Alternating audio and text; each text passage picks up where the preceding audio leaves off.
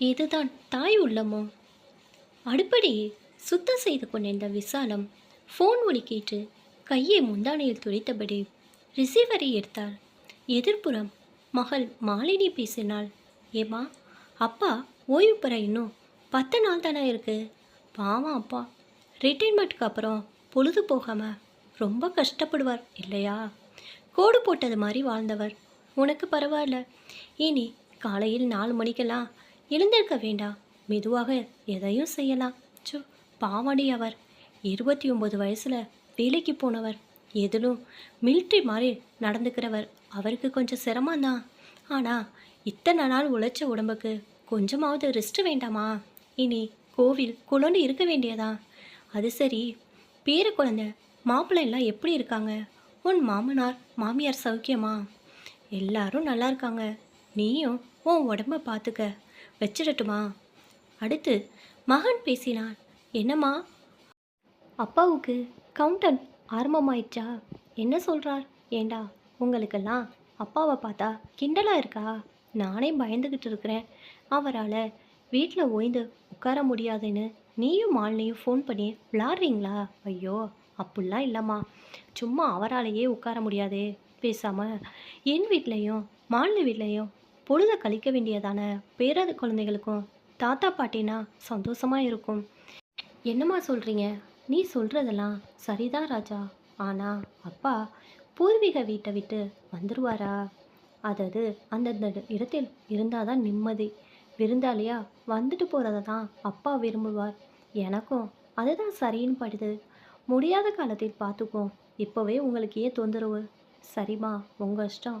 உடம்பை பார்த்துக்கங்க, நான் வைக்கிறேன். விசாலத்தின் கணக்கு வேறாக இருந்தது. கணவர் ரிட்டைர்மெண்ட் வாங்கியதும் எங்கெங்கே போக வேண்டும் என்று டைம் டேபிள் போட்டு வைத்திருக்கிறாள். 36 வருடங்களாக உறவு, அக்கா, தங்கை, நாத்தனார், மைத்துனர் என்று எந்த நல்லது கெட்டதுக்கும் கூட போகாமல் விலகியே இருந்தாயிற்று. குடும்ப வருமானம், பிள்ளைகள் வளர்ப்பு, அதன்பின் கல்வி, கல்யாணம் என்று தொடர்ந்து ஓடிக்கின்றே இருந்தாயிற்று. இனிமேலாவது சாவகாசமாக எல்லாரையும் போய் பார்த்து பேசி உறவை புதுப்பித்தாக வேண்டும். கோவில் குளம் என்று ஆன்மீக யாத்திரை போக வேண்டும். பெண் பிள்ளைகள் வீட்டுக்கெல்லாம் போகலாம் தான். ஆனால் அங்கெல்லாம் அவருக்கு வேண்டுமானால் ரெஸ்ட் கிடைக்கலாம்.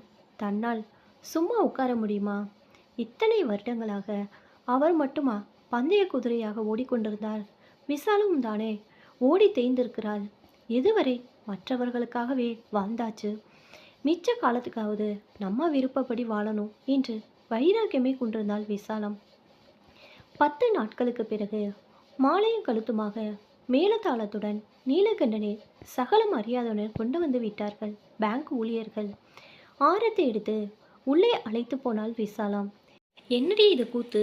புது மாப்பிள்ளை மாதிரி இதெல்லாம் எனக்கு பிடிக்காதுன்னு தெரியுமில்ல. எவ்வளவோ சொன்னேன், கேட்குறாங்களா? உன்னை கல்யாணம் பண்ண அன்னைக்கே மாப்பிள்ளை ஊர்வலத்துக்கு ஒத்துக்காதவன்னா இன்னைக்கு அத்தனை பேரும் சேர்ந்து கழுத கூத்து அடிச்சிட்டாங்க. ரோட்டில் போகிறவன் வாரவன்லாம் வேடிக்கை பார்க்க சே, எனக்கு பிடிக்கவே இல்லை. அதுக்கு என்னங்க பண்ணுறது? அவங்க வழக்கம், அவங்க மேனேஜர் மேலே இருக்கிற மரியாதையும் அன்பையும் பின் எப்படி தான் காட்டுறது? நீங்கள் வேலையில் இருந்தால் இதெல்லாம் சம்மதிப்பீங்களா? அதான் இப்படி காட்டிட்டாங்க. நீங்களும் இப்பெல்லாம் கொஞ்சம் விட்டு கொடுக்க ஆரம்பிச்சுக்கிறீங்களே. சரி சரி, அந்த ஃபேனை போடு, ஒரே புழுக்கமாக இருக்குது.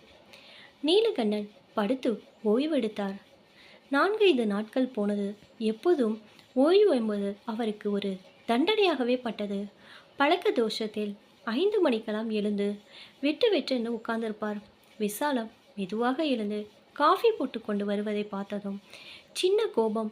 வேலையில் இருந்தால் எழுந்தவுடனே காஃபி வந்துடும். ஆனால் இப்போ இத்தனை லேட்டாக வருதுன்னா வீட்டில் சும்மா தானே இருக்காருன்னு நினப்போம். காஃபியை குடிச்சிட்டு மெதுவாக குளிங்க, ஒன்றும் அவசரம்ல. இத்தனை நாளும் தான் வெந்தது பாதி வேகாத பாதின்னு சாப்பிட்டீங்க. இனிமேலாவது ஆற அமர சாப்பிடுங்க.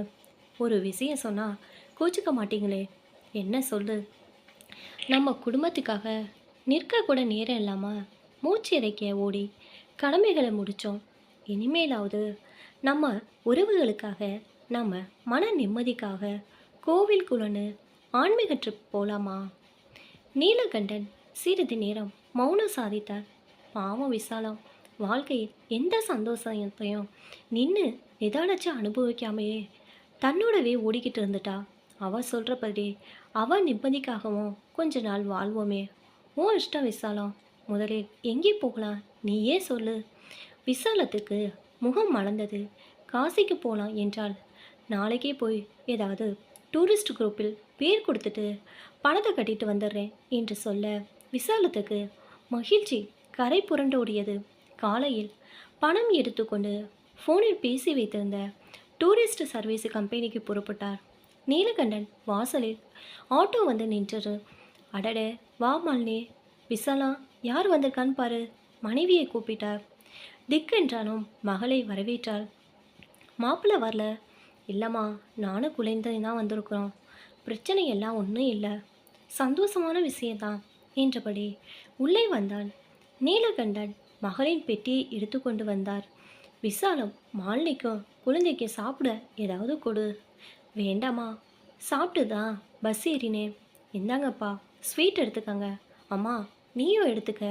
என்னடி விசேஷம் புரியாமல் கேட்டாள் விசாலாம். அம்மா அப்பா எனக்கு கொடுத்த படிப்புக்கு கவர்மெண்ட் வேலை கிடைக்கும்போது கிடைக்கட்டும்னு எம்ப்ளாய்மெண்ட்டில் பதிவு பண்ணியிருந்தோம்ல, இப்போ அங்கேருந்து ஆர்டர் வந்திருக்கு. குழந்தைய பார்த்துக்க என் மாமியாரால் முடியலை, அதான் உன்கிட்ட விட்டுட்டு வர சொன்னார் உன் மாப்பிள்ளை. எனக்கும் அதுதான் நல்லதுன்னு பட்டது.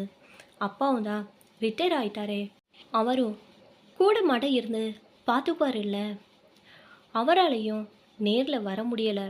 இவளுக்கு ஸ்கூல் போகிற வயசு வந்ததும் நான் அழைச்சிட்டு போகிறேன். எங்களை எல்லாம் ஆளாக்குன மாதிரி நீ இவளையும் ஆளாக்கி விடுமா. உன் கைதான் ராசி, அதான் குழந்தைய கொண்டு வந்து விட்டுட்டு ஆசீர்வாதம் வாங்கிட்டு போகலான்னு வந்தேன். சாயந்தரம் பஸ்ஸுக்கு நான் கிளம்பணும். குழந்தை துணியெல்லாம் பெட்டியிலே இருக்குமா என்றாள். நீலகண்டன் விசாலத்தை பரிதாபமாக பார்த்தார். ஓயாத அலைகளாக துரத்தும் இந்த வாழ்க்கை அனைவரும் அறிந்ததுதான்.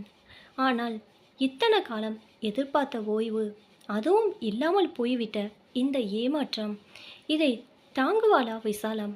ஆனால் விசாலாட்சியோ பேட்டியை கொஞ்சி கொண்டிருந்தால் உற்சாகமாக. அடுத்த தொடர் ஓட்டத்திற்கு தயாராக. இதுதான் தாய் உள்ளமோ? வியப்பில் ஆழ்ந்தார் நீலகண்டன்.